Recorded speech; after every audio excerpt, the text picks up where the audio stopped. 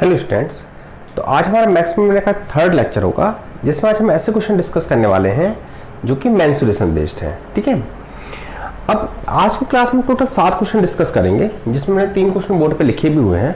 ठीक है, और मैंने 7 क्वेश्चन कोशिश की है कि जितने different type question maximum area बन सकते हैं वो सारे क्वेश्चन हम कवर कर लें। ठीक है, चलिए तो स्टार्ट करते हैं। देखिए फर्स्ट क्वेश्चन क्या दे रखा है, a rectangle is inscribed in an equilateral triangle of side length 2a units. ठीक है, तो एक रेक्टेंगल को हमने किसके अंदर बनाया है, इक्विलेटरल ट्राइंगल के अंदर। ठीक है, अब आपसे पूछा जा रहा है maximum area of this rectangle can be. तो बताइए इस रेक्टेंगल का मैक्सिमम एरिया क्या हो सकता है। आपको ट्राइंगल की लेंथ दे रखी है 2a। ठीक है, तो चलिए पहले इसका फिगर ड्रॉ कर लेते हैं। फिगर कैसा होगा, हमें एक ट्राइंगल दिया गया है जिसकी लेंथ क्या है, 2a है।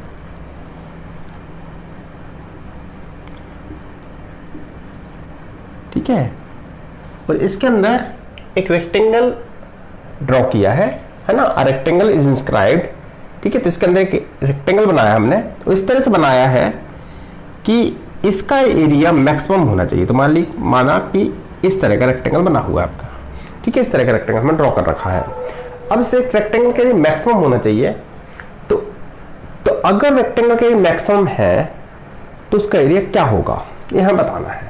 ठीक है, तो इसके लिए क्या कर सकते हैं हम, देखिए मान लिया यहां से लेके यहां तक की लेंथ x है। ठीक है, अगर यहां से लेके यहां तक की लेंथ है तो यहां से लेके यहां तक की लेंथ क्या होगी, x होगी। क्यों x होगी, बाय सिमेट्री। ठीक है, ये आप कॉन्ग्रुएंसी से आप प्रूव भी कर सकते हैं, ये दोनों ट्राइंगल क्या होंगे, कॉन्ग्रुएंट होंगे। ठीक है, लेकिन यहां बाय सिमेट्री देख सकते हैं कि अगर ये x है तो ये भी x ही होगी। ठीक है, अच्छा हमें पता है कि ये जो लेंथ है, ये जो एंगल है ये कितने डिग्री का होगा, 60 डिग्री का होगा क्योंकि इक्विलेटरल ट्राइंगल है। ठीक है, ठीक है। अच्छा अगर हम बात करें इस रेक्टेंगल की लेंथ की, तो लेंथ कितनी निकल के आएगी, ये निकल के आएगी 2a माइनस 2x, जहां x हमारा वेरिएबल है, a हमें दिया हुआ है। हमें क्या निकालना है, इसकी बिर्थ। अब बिर्थ कैसे निकालेंगे, तो बिर्थ भी आपको x के फॉर्म में निकालना है। ठीक है, या तो x के फॉर्म में निकालिए या फिर a के फॉर्म में निकाल सकते हैं। ठीक है, या तो जो हमें गिवन है उस फॉर्म में निकालिए, या जो हमने एज्यूम किया, हमने x एज्यूम किया है तो इस फॉर्म में निकाल सकते हैं। तो यहाँ पर हमें दिख रहा है कि अगर मैं इसमें ट्रिग्नोमेट्री लगा दूं, tan theta tan 60 degree equal to, ठीक है, बिर्थ को चलो मैं y मान लेता हूँ, तो क्या हो जाएगा, परपेंडिकुलर अपॉन बेस tan 60 क्या होता है, √3, यानी √3x इक्वल टू y मिल गया मुझे। तो अगर हम पूछो रेक्टेंगल का एरिया क्या होना चाहिए, तो रेक्टेंगल का एरिया पता है, रेक्टेंगल का एरिया होता है लेंथ इनटू बिर्थ। लेंथ क्या है 2a माइनस 2x, बिर्थ क्या है हमारी √3x। ठीक है, इसको अंदर मल्टीप्लाई कर दीजिए तो क्या मिलेगा आपको 2a√3। ठीक है, 2a√3x, इसको मैं ऐसे लिख देता हूं 2√3ax माइनस ये क्या मिलेगा आपको 2√3x²। ठीक है, यानी DA आप क्या करेंगे, हम निकालना है रेक्टेंगल एरिया क्या होना चाहिए, मैक्सिमम होना चाहिए, यानी A वाली वैल्यू क्या होनी चाहिए आपकी, मैक्सिमम होना चाहिए। तो इसके लिए हम क्या करेंगे, इसका हम डिफरेंशिएट करेंगे A को विथ रिस्पेक्ट टू x, क्योंकि हमारा वेरिएबल क्या है x है, तो आपको क्या मिलेगा 2√3a। ठीक है, जो बच्चे डायरेक्ट इस लेक्चर को देख रहे हैं तो उनको पहले तो मैक्सिमम एरिया का कंसेप्ट क्लियर होना चाहिए। अगर इनको मैक्सिमम एरिया का कंसेप्ट क्लियर नहीं है तो पहले मैक्सिमम एरिया का फर्स्ट लेक्चर देखिए जिसमें मैंने सारा बेसिक क्लियर हुआ है, उसके बाद ही इस लेक्चर को देखना आप लोग।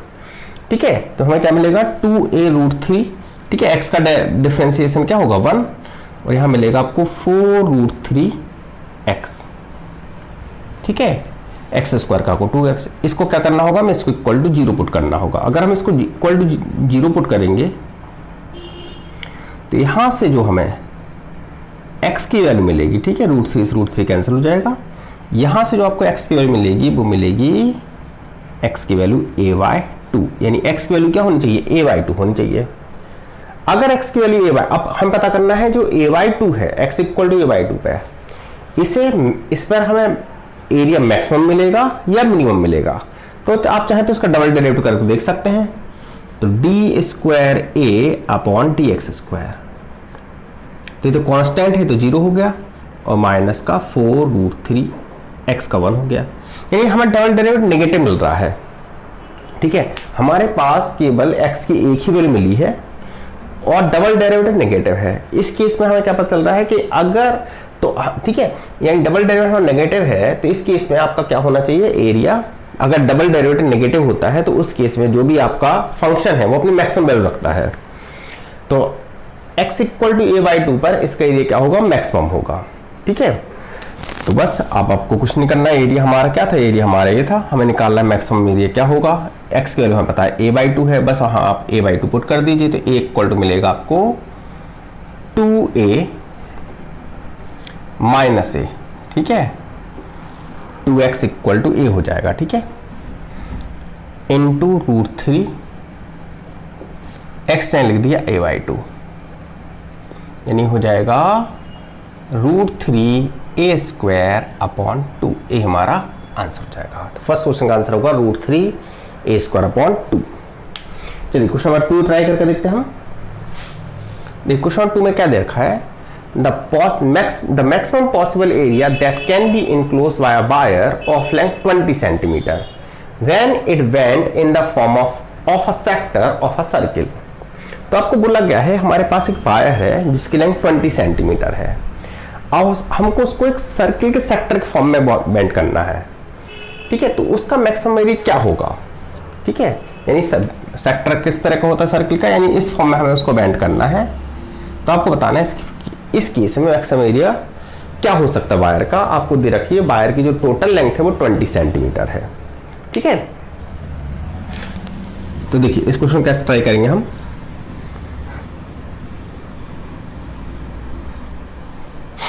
देखिए मान लीजिए एंगल थीटा है तो ये आर हो जाएगा, लेंथ ऑफ वायर मतलब length of circle, sorry radius of circle.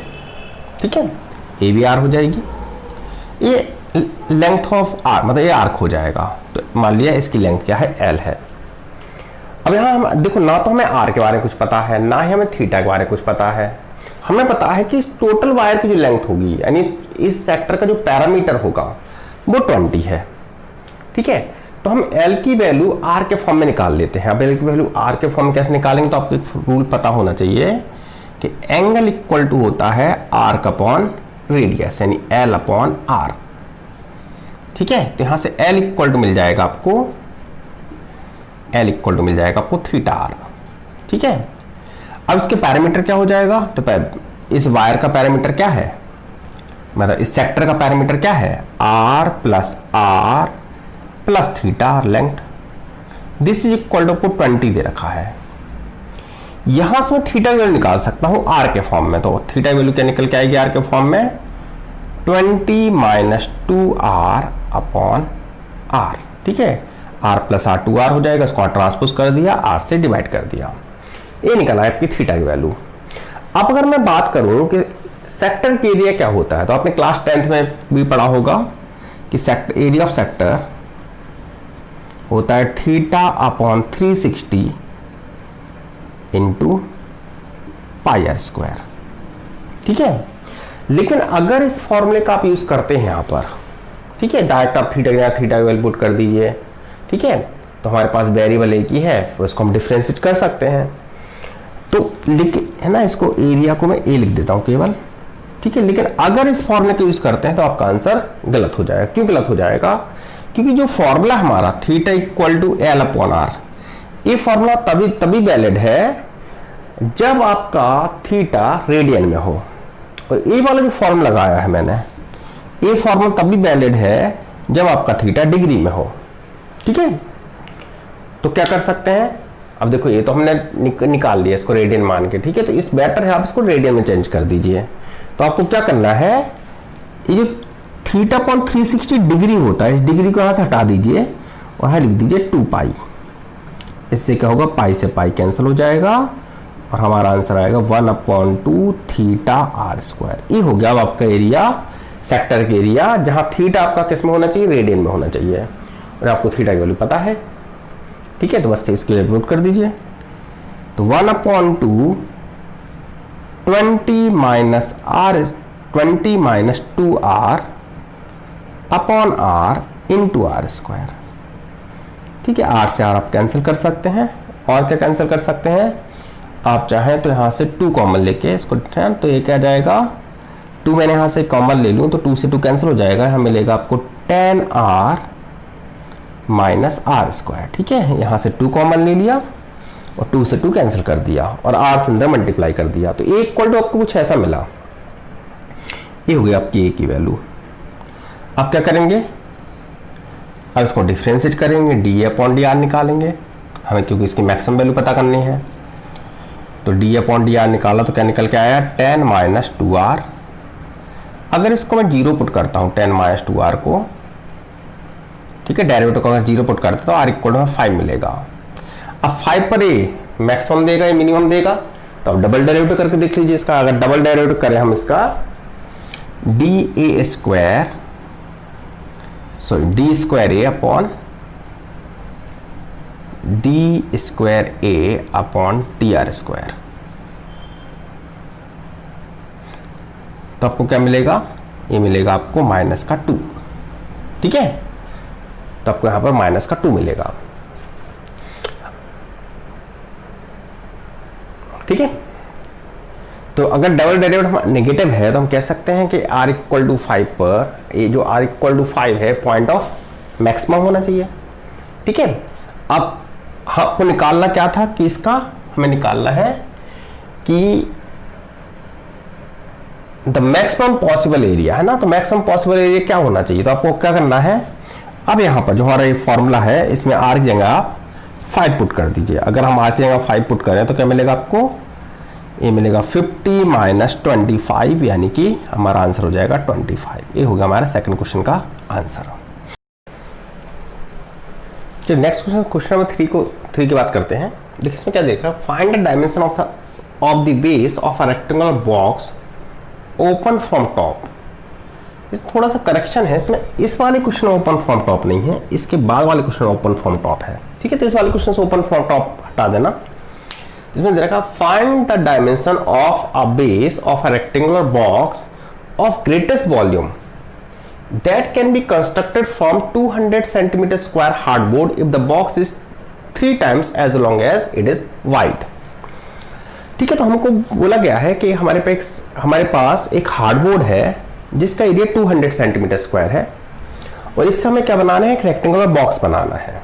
ठीक है, और इस बॉक्स का एरिया, इस बॉक्स का वॉल्यूम मैक्सिमम होना चाहिए।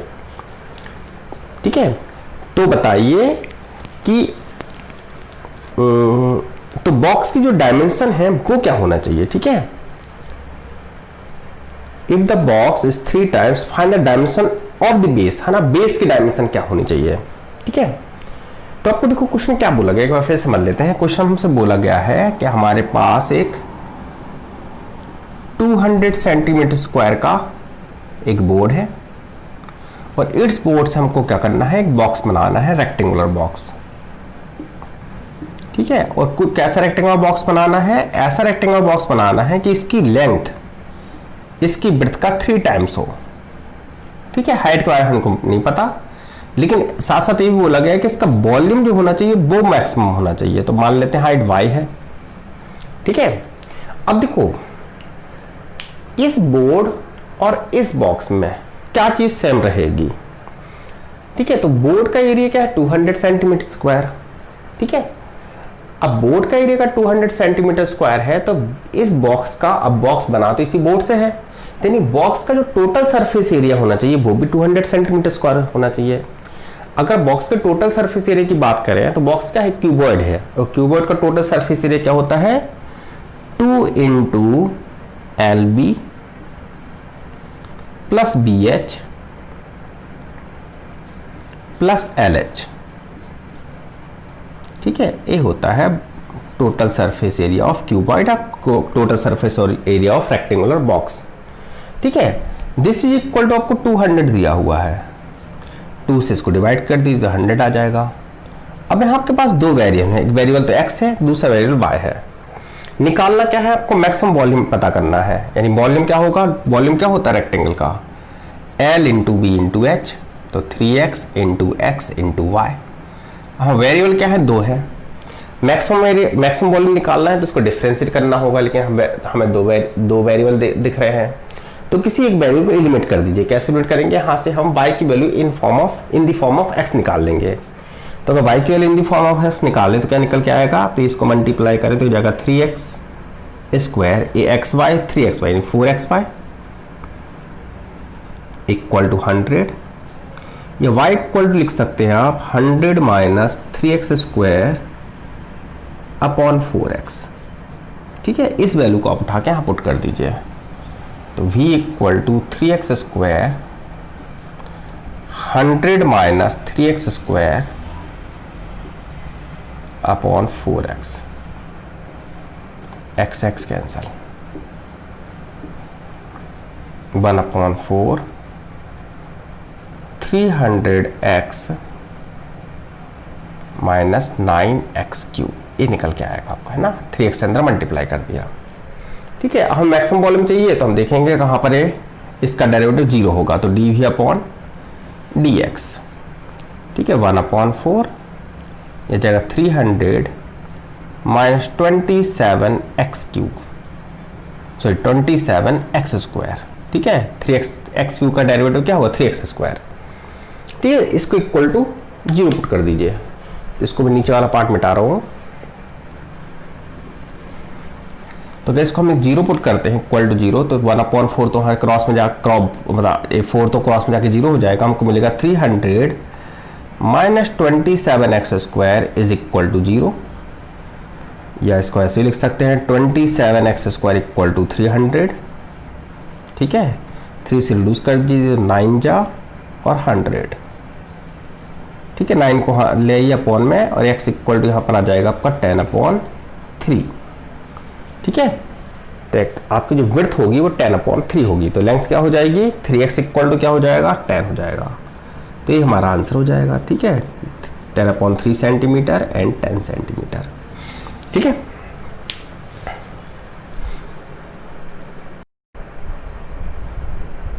देखिए मैंने बोर्ड पर 4 क्वेश्चन और लिखे हुए हैं। अगर क्वेश्चन 4 की बात करें, एक क्वेश्चन मैंने एनसीईआरटी से लिया है। देखिए इसमें क्या दे रखा है, A square piece of tin of side 18 cm is to be made in a box open from top। इसमें दिया है आपको open from top। ठीक है, यहाँ है open from top। By cutting a square from each, यहाँ कॉर्नर होना चाहिए, टाइप लिख नहीं पाया मैं, यहाँ कॉर्नर होगा। ठीक है, from each corner and folding up the flap to form the box, find the side of the square so that volume of the box is maximum. यानी आपको कुछ इस तरह क्वेश्चन दे रखा है कि एक हमारे पास टिन का स्क्वायर पीस है। ठीक है, इसकी साइड क्या दे रखी है आपको, 18 सेंटीमीटर। हमने हर कॉर्नर से एक स्क्वायर ऐसे कट किया, किस लेंथ का हमें नहीं पता अभी, किस साइड का मतलब अभी नहीं पता हमको, मान लिया x। और फिर यहां से जब इसको कट कर दिया मैंने, यहां से निकाल दिया इनको यहां से, तो इसको फ्लैप कर दिया फिर इस तरह से, और हमारा बॉक्स बन के तैयार हो गया। ठीक है, फिर हमने इसको इस तरह से इनको मोड़ दिया और हमारा बॉक्स बन जाएगा, जो कि टॉप से ओपन होगा। तो आपको बताना है कि अगर इस बॉक्स का वॉल्यूम मैक्सिमम है तो x की वैल्यू क्या होनी चाहिए। ठीक है, अच्छा अगर बॉक्स का वॉल्यूम निकालना हो तो कैसे निकालते, ये पूरा तो 18 था, लेकिन अब x यहां से कट गया, x यहां से कट गया, तो कितना बचा हुआ 18 माइनस 2x। वैसे ये भी कितना बचा 18 माइनस 2x, है ना। यानी ये जो स्क्वायर बॉक्स बनेगा इसकी लेंथ भी 18 माइनस 2x होगी और ब्रेड्थ भी 18 माइनस 2x होगी, और जो हाइट होगी वो क्या होगी, वो x होगी। तो अगर मैं इसके वॉल्यूम की बात करूं तो वॉल्यूम इसका क्या हो जाएगा, 18 माइनस 2x का स्क्वायर, यानी L इंटू बी, है ना, L इंटू बी दोनों सेम है, तो क्या हो गया 18 माइनस 2x का स्क्वायर, दोनों 18 माइनस 2x है, इंटू हाइट यानी x। अब क्या करेंगे आप, इसका स्क्वायर खोल दीजिए, x से मल्टीप्लाई कर दीजिए, तो 18 का स्क्वायर होता है 324, x से मल्टीप्लाई होगा, 2x का स्क्वायर होता है 4x स्क्वायर, x से मल्टीप्लाई होगा तो 4x क्यूब हो जाएगा। ये हो जाएगा माइनस का 36x, सॉरी माइनस 2ab, यानी 18 2 36 72, 72x और x से मल्टीप्लाई भी होगा तो 72x² हो जाएगा। ठीक है, हमको मैक्सिमम वॉल्यूम चाहिए तो उसको हम डिफ्रेंशिएट कर देंगे तो dV/dx। ठीक है, ये मिलेगा आपको 324, x का 1 हो गया, ये मिलेगा आपको 12x² माइनस 144x, यानी 12x² minus 144x plus 324, this equal to क्या होना चाहिए, 0 होना चाहिए। ठीक है, ठीक है, इसको हम 12 से डिवाइड कर सकते हैं तो मिलेगा आपको 12x² माइनस 12x। ठीक है, 12 2 जा 24 एंड 12 7 जा इज इक्वल टू 0। ठीक है, अगर इसको अब इसको मिडिल टर्म स्प्लिटिंग से आप फैक्टराइज कर सकते हैं। अब x इक्वल टू आपको 9 और 3 मिलेगा। ठीक है, अब x 9 हो नहीं सकता क्योंकि अगर x 9 हो गया तो ये 0 हो जाएगी, तो ये वैल्यू 0 हो जाएगी, तो 9 तो नहीं हो सकता, ये तो नॉट पॉसिबल। तो x इक्वल टू क्या हो जाएगा हमारा 3। अब आपको पता करना है इसमें मैक्सिमम होगा या मिनिमम होगा। ठीक है, क्योंकि मैक्सिमम भी हो सकता है मिनिमम भी हो सकता है, तो आप डबल डेरिवेटिव्स का चेक कर सकते हैं। 3 पर आप डबल डेरिवेटिव्स का चेक करेंगे तो 3 पर आपको डबल डेरिवेटिव्स का क्या मिलेगा, नेगेटिव मिलेगा। ठीक, देखिए नेक्स्ट क्वेश्चन नंबर 5 में हमको क्या दे रखा है, in a triangle ABC angle B equal to 90 degree and A plus B equal to 4, find the area of triangle is maximum when C is, C की वैल्यू क्या होगी जब ट्राइंगल के एंगल C की वैल्यू क्या होनी चाहिए जब ट्राइंगल एरिया ऑफ ट्राइंगल क्या है, मैक्सिमम है। ठीक है, तो देखिए पहले तो इसका फिगर ड्रॉ कर लेते हैं कि क्वेश्चन हमको क्या दे रखा है। एंगल भी 90 डिग्री है। ठीक है, एंगल B हो गया, इसे एंगल A, इसे C मान लेते हैं। ये साइड A हो जाएगी, ये साइड B हो जाएगी और ये साइड C हो जाएगी। एंगल A के अपोजिट साइड क्या कहलाती है, A कहलाती है। एंगल B के अपोजिट साइड B कहलाती है। एंगल C के अपोजिट साइड C कहलाती है। इन्हें आपको दे क्या रखा है, आपको दे रखा है A plus B equal to 4 है। अगर आप ट्राइंगल के एरिया निकालना चाहें तो एरिया ऑफ ट्राइंगल क्या होता है, एरिया ऑफ ट्राइंगल होता है 1/2 बेस इनटू हाइट। ठीक है, तो C के बारे में तो कुछ पता नहीं है, आपको A और B के बारे में नहीं पता है। और आपको ये पता है कि area of triangle right angle triangle है, हम लिख सकते हैं कि C इक्वल टू क्या होना चाहिए, √B² माइनस A²। ठीक है, तो इस वैल्यू को उठा के आप पुट कर दीजिए तो जाएगा √B² माइनस A²। ठीक है, अब आपको अभी भी यहाँ पर 2 वेरिएबल हैं क्योंकि A भी आपके लिए वेरिएबल है। आपको ये पता है A plus B equal to 4 है, लेकिन A क्या है B क्या है तो हमें पता ही नहीं है, तो दोनों ही आपके लिए वेरिएबल हैं। तो किसी एक वेरिएबल रखिए, बाकी दूसरे वैल्यू को एलिमिनेट कर दीजिए। तो हमें किसको एलिमिनेट कर सकते हैं, B को एलिमिनेट कर देते हैं क्योंकि B एक ही जगह दिख रहा है, A तो हमें 2 जगह दिख रहा है। ठीक है, तो B को एलिमिनेट कर देते हैं। तो B की जगह क्या लिख देंगे हम, B की जगह लिख देंगे 4 माइनस A का स्क्वायर। ठीक है, अब इसका होल स्क्वायर खोल देते हैं तो क्या मिलेगा हमको 1/2A 16 plus A² minus 8A minus A²। A² से A² कैंसिल हो गया। ठीक है, A² से A² कैंसिल हो गया। इस A को भी हम अंदर ले जाते हैं, इस A को अगर अंदर ले जाएं तो क्या हो जाएगा, ये हो जाएगा, अब A अगर अंडरूट के अंदर जाएगा तो स्क्वायर हो जाएगा ना, क्योंकि बाहर अगर A है तो अंडरूट के अंदर क्या होगा, A² यानी 16A² माइनस 8A³। इसका अगर एरिया मैक्सिमम है तो A पार्ट मैक्सिमम होना चाहिए।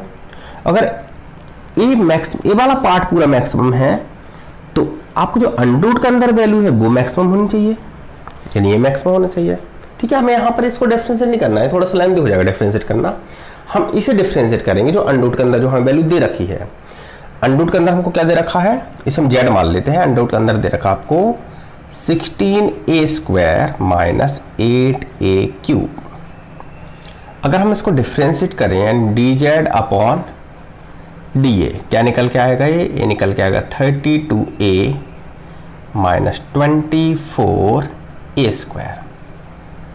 ठीक है, तो ये निकल के आएगा, यानी हम क्या, अच्छा अगर मैक्सिमम है तो दिस इक्वल टू 0 होना चाहिए। तो 32A minus 24A² this equal to 0 होना चाहिए।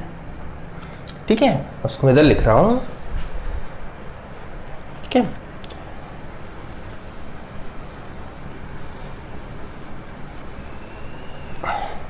यानी हम कह सकते हैं, अब देखो ए से हम डिवाइड कर सकते हैं इसको पूरे को, क्योंकि ए तो 0 हो नहीं सकता, तो इसको मैं ऐसे लिख सकता हूँ 32 minus 24a is equal to 0 होना चाहिए। ए से मैंने डिवाइड कर दिया, तो यहाँ से आपको जो ए की वैल्यू निकल के आएगी वो निकल के आएगी 32/24 यानी 4/3, यानी ए की वैल्यू निकल के आई हमारी 4/3। अगर ए की वैल्यू 4/3 है तो बी की वैल्यू क्या हो जाएगी,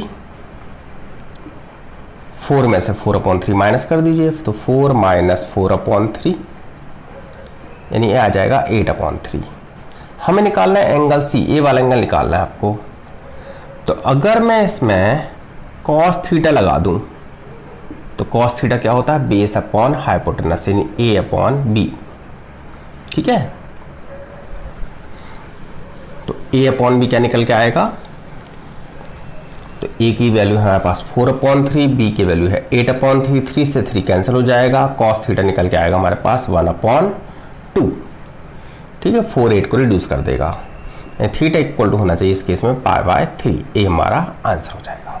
ठीक है, चलिए नेक्स्ट क्वेश्चन, क्वेश्चन नंबर 3 में हमको देखो क्या देखा है, height of a cylinder of maximum volume content in a sphere of radius a। तो एक सिलेंडर को हमने इस स्फीयर के अंदर ड्रॉ किया है। ठीक है, एक सिलेंडर को हमने एक स्फीयर के अंदर ड्रॉ किया है, इस मान लो स्फीयर हो गया, इसके अंदर एक सिलेंडर है कुछ इस तरह से। अब आपको बोला गया है हाइट ऑफ अ सिलेंडर, इसकी हाइट निकालना है अगर इस सिलेंडर का वॉल्यूम मैक्सिमम है। आपको स्फीयर की रेडियस दे रखी है a, तो अगर हम सिमेट्री से देखें तो जो सिलेंडर है और जो स्फीयर है दोनों का सेंटर एक ही होना चाहिए, है ना। अगर दोनों का सेंटर एक ही है तो यहां से लेके यहां तक की दूरी क्या होगी, स्फीयर की रेडियस होगी, और यहां से लेके यहां तक की दूरी मतलब परपेंडिकुलर ड्रॉ करें अगर हम सिलेंडर के बेस पर तो h/2 के बराबर होगा। ठीक है, और ये आपका क्या हो जाएगा, ये हो जाएगा सिलेंडर रेडियस, मान लो स्मॉल r। इस एंगल को मैं थीटा मान लेता हूं। ठीक है, तो हमको क्या दिख रहा है यहां पर कि sine theta is equal to क्या होता है, परपेंडिकुलर अपॉन हाइपोटेनस, यानी r इक्वल टू आ जाएगा a साइन थीटा। इस तरह से cos थीटा अगर हम लगाएं तो h/2 अपॉन a, यानी हमारे पास यहां h निकल के आएगा 2a cos थीटा। ठीक है, तो हमने h और r की वैल्यू किसके फॉर्म में निकाल ली, a के फॉर्म में निकाल ली, जहां वेरिएबल क्या है, वेरिएबल हमारा थीटा है, यहाँ थीटा हमारा क्या हो गया, वेरिएबल हो गया। ठीक है, अब आपको बोला गया है सिलेंडर का वॉल्यूम मैक्सिमम है, तो पहले सिलेंडर का वॉल्यूम देखते हैं। सिलेंडर का वॉल्यूम क्या होता है, हमें पता है सिलेंडर का वॉल्यूम होता है πr²h। ठीक है, पाई की जगह क्या पुट कर, पाई तो पाई रहेगा, आर जगह क्या पुट करेंगे a साइन थीटा, और h यहाँ क्या पुट करेंगे 2a cos थीटा, यानी निकल के आएगा आपका पाई 2 बाहर 2। ठीक है, 2 को मैंने बाहर निकाल लिया, पाई 2πaq, ए तो कांस्टेंट है पूरा, इसमें तो कोई चेंज कर नहीं सकते। ठीक है, साथ में आपको क्या मिलेगा, sign square theta into cos theta. ये पार्ट आपका वेरिएबल है जो चेंज हो सकता है, क्योंकि थीटा वेरिएबल है, यहाँ पर थीटा है पता नहीं कुछ, तो इसको मैं अलग से निकाल लेता हूँ z। अगर इसकी वैल्यू मैक्सिमम होगी तो इसकी वैल्यू मैक्सिमम होना चाहिए, यानी sign square theta into cos theta maximum होना चाहिए, यानी dz अपॉन डी थीटा। इसको हम 0 पुट करेंगे, निकालेंगे क्रिटिकल पॉइंट कहाँ पर है, मैक्सिमम या मिनिमम हो सकता है। तो फर्स्ट फंक्शन सेकेंड का डिफरेंशिएशन यानी minus sine theta plus second function first का डिफरेंशिएशन इन 2 sine theta into cos theta, differentiate कर दिया। दिस इक्वल टू क्या होना चाहिए, 0, तो इस 0 पुट कर देते हैं, तो sine cube theta into 2 sine theta into cos square theta is equal to क्या होना चाहिए, 0। ठीक है, साइन थीटा यहाँ भी है, यहाँ कैंसिल हो गया। इस साइन स्क्वायर थीटा को यहाँ ट्रांसपोज कर देते हैं, 2 cos square theta is equal to sine square theta होना चाहिए। ये tan square theta is equal to क्या होना चाहिए, 2 होना चाहिए, यानी टेन स्क्वायर थीटा की वैल्यू मिली हमको 2। हमसे पूछा क्या गया था, हमसे पूछा गया था हाइट क्या होगी। तो अगर टेन स्क्वायर थीटा 2 है तो कॉस थीटा क्या होना चाहिए, टेन स्क्वायर, देखो टेन, अगर हम बात करें टेन थीटा की, टेन थीटा हमारा क्या निकल के आएगा, √2 है ना, √2/1 यानी परपेंडिकुलर अपॉन बेस। और अगर कॉस थीटा की बात करें तो 2a कॉस थीटा क्या होता है, बेस, तो बेस क्या हो जाएगा हमारा 1/, हाइपोटेनस, हाइपोटेनस का क्या हो जाएगा, √3। निकाल सकते हैं, आपको परपेंडिकुलर पता है और बेस ही पता है। ठीक है, तो आंसर हमारा आ जाएगा h इक्वल टू 2a/√3, ये हमारा आंसर हो जाएगा। ठीक है, चलिए क्वेश्चन नंबर 3 की बात करते हैं। देखो इसमें क्या दे रखा है, एन आइसोस triangle of vertical angle 2 theta is inscribed in a circle of radius a। एक सर्किल है रेडियस a का, इसके अंदर हमने एक आइसोस ट्राइंगल ड्रॉ कर रखा है। ठीक है, show that area of triangle is maximum when theta equal to π/6। तो कुछ इसी तरह का क्वेश्चन हमारा मिलता जुलता। देखिए पहले फिगर ड्रॉ करेंगे, इसका किस तरह का फिगर होगा। तो इसमें हमको दे रखा है कि एक सर्किल है जिसकी रेडियस आपको a दी हुई है, इसके अंदर मैंने एक आइसोस ट्राइंगल ड्रॉ किया है जिसका वर्टिकल एंगल 2 थीटा है। ठीक है, यहां कहीं सर्किल का सेंटर होगा, तो इनको मैं ज्वाइन कर देता हूँ कुछ इस तरह से। सिमेट्री से हम देख सकते हैं कि जो इस आइसोस ट्रायंगल की हाइट होगी, है ना, यानी हम जो इसके वर्टेक्स से जो परपेंडिकुलर ड्रॉ करेंगे वहीं पर आपका सेंटर लाई करेगा। ठीक है, आपको सर्किल रेडियस ए दे रखी है। अगर ये 2 थीटा है तो ए एंगल 4 थीटा हो जाएगा, यानी ये भी 2 थीटा होगा और इधर भी 2 थीटा होगा। कॉन्ग्रुएंसी आप प्रूव भी कर सकते हैं, है ना, दोनों कॉन्ग्रुएंट ट्रायंगल होंगे। ठीक है, ए भी ये हो जाएगा। हमको निकालना है ए ट्रायंगल के एरिया। ट्रायंगल के एरिया क्या होता है, ट्रायंगल के एरिया होता है बेस 1/2 बेस इंटू हाइट। ना तो भी आपको बेस का कुछ पता है, ना ही आपको हाइट का कुछ पता है, तो बेस और हाइट पहले हम निकाल लेते हैं। तो ए एक्स हो गया, ए भी एक्स हो जाएगा, मान लो ये वाई हो गया आपके लिए, और ये आपका ए तो दिया ही है, यानी हाइट क्या हो जाएगी, ए प्लस वाई।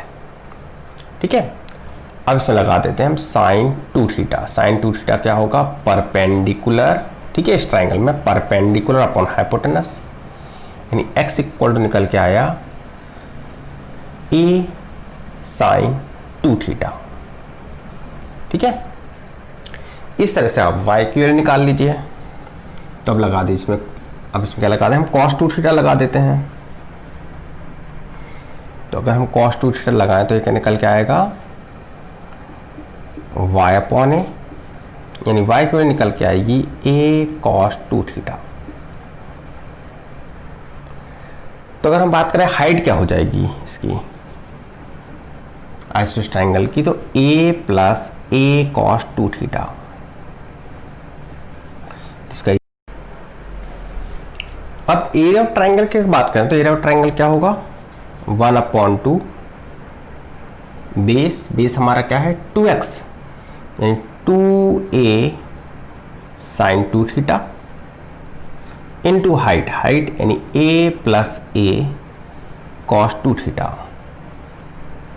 ठीक है, क्या कर सकते हैं हम, 2 से 2 कैंसिल कर सकते हैं, a को बाहर निकाल सकते हैं, तो हो जाएगा a स्क्वायर साइन 2 थीटा को मैं अंदर ले जाता हूं तो ये हो जाएगा साइन 2 थीटा, क्योंकि वेरिएबल पार्ट हमारा यही है, sine 2 theta into cos 2 theta. अब इसको आपको डिफरेंशिएट करना है। ठीक है, अब डिफरेंशिएट करने से पहले यहाँ या तो मुझे यहाँ प्रोडक्ट रूल लगाना पड़ेगा, या यहाँ काम कर रहा हूँ मैं 2 से मल्टीप्लाई 2 से डिवाइड कर देता हूँ। इससे क्या होगा, ये फॉर्मूला बन जाएगा हमारा साइन 4 थीटा का, ठीक है, साइन 2a का फॉर्म बनेगा ना 2 sin a cos a, तो हो जाएगा साइन 2 थीटा, ये हो जाएगा 1/2 साइन 4 थीटा। तो इससे हमें प्रोडक्ट रूल लगाने की जरूरत नहीं है। ठीक है, अब इसको हमें डिफरेंशिएट कर दीजिए d/d थीटा। तो a स्क्वायर तो आपका बाहर ही रहेगा, कांस्टेंट है। साइन 2 थीटा का डेरिवेटिव होगा 2 cos 2 थीटा। ठीक है, इसी तरह से अगर मैं आपसे बात करूं cos साइन 4 थीटा का डेरिवेटिव, तो हो जाएगा cos 4 थीटा इंटू 4 अपॉन में 2 दिए ही है आपको। ठीक है, इससे रिड्यूस कर दो 2 टाइम्स। ठीक है, तो अब चाहें, ठीक है, तो ये हो गया आपका डेरिवेटिव। इसको क्या होना चाहिए, इक्वल टू 0 को होना चाहिए, तो इसको इक्वल टू 0 पुट कर देते हैं। ठीक है, तो a स्क्वायर अपॉन में, मतलब इसको अगर इक्वल टू 0 पुट करेंगे तो a स्क्वायर अपॉन में जाके 0 हो जाएगा। 2 भी कॉमन लेके अपॉन ले जाके 0 कर सकते हैं, यानी हमें क्या मिलेगा, हमें मिलेगा cos 2 theta cos 4 theta is equal to 0। या मैं इसको लिख सकता हूं 2 cos square 2 theta plus cos 2 theta minus का 1 इज इक्वल टू 0। क्या किया मैंने, इसकी जगह 4 थीटा की जगह लिख दिया मैंने 2 cos स्क्वायर 2 थीटा माइनस 1। ठीक है, और 2 थीटा को बीच में रखा है क्योंकि इससे क्या बन गया, क्वाड्रेटिक फॉर्म बन गया हमारा। अब इसको आप फैक्टराइज कर सकते हैं, तो 2 cos square 2 theta plus 2 cos 2 theta, चाहे तो आप cos 2 थीटा को थोड़ा और सिंपलेस्ट फॉर्म लिखना हो तो cos 2 थीटा को आप एक्सिम मान सकते हैं। तो 2 cos 2 theta minus cos 2 theta minus का 1 इज इक्वल टू 0। अब कुछ नहीं करना है, यहाँ से cos 2 थीटा कॉमन ले लीजिए, तो cos 2 थीटा यहाँ से कॉमन निकाल लिया। ठीक है, यहाँ से -1 कॉमन आ जाएगा, तो यहाँ से आएगा cos 2 थीटा माइनस 1। ठीक है, फैक्टराइज करने पर कुछ ऐसा इस तरह का मिलेगा हमको, 2 cos 2 theta plus 1 is equal to 0। Factorise आप खुद से कर लीजिए, यानी cos 2 थीटा या तो 1 होना चाहिए, लेकिन 2 थीटा इस केस में तो 2 थीटा इक्वल टू 180 डिग्री हो जाएगा, जो कभी हो नहीं सकता है ना, ये वाला एंगल कोई 180 तो हो नहीं सकता। तो इस केस में क्या हो जाएगा, cos 2 थीटा इक्वल टू, तो इसमें तो आप लिख सकते हैं नॉट पॉसिबल, पॉसिबल ही नहीं है, नॉट पॉसिबल। ठीक है, यहाँ पर cos 2 थीटा इक्वल टू क्या मिलेगा, -1/2 मिलेगा। 2 थीटा इस केस में क्या होना चाहिए, 2π/3 होना चाहिए, या थीटा इक्वल टू क्या होना चाहिए, π/3 होना चाहिए। यही हमें प्रूव करना था। ठीक है, हमारा थीटा इक्वल टू π/3 आंसर आ गया। ठीक है, तो आज के इस लेक्चर में इतनी डिस्कस करेंगे। अब नेक्स्ट लेक्चर में हम कुछ मैक्सिमम यहाँ पे मिसलेनियस क्वेश्चन डिस्कस करेंगे। ठीक है।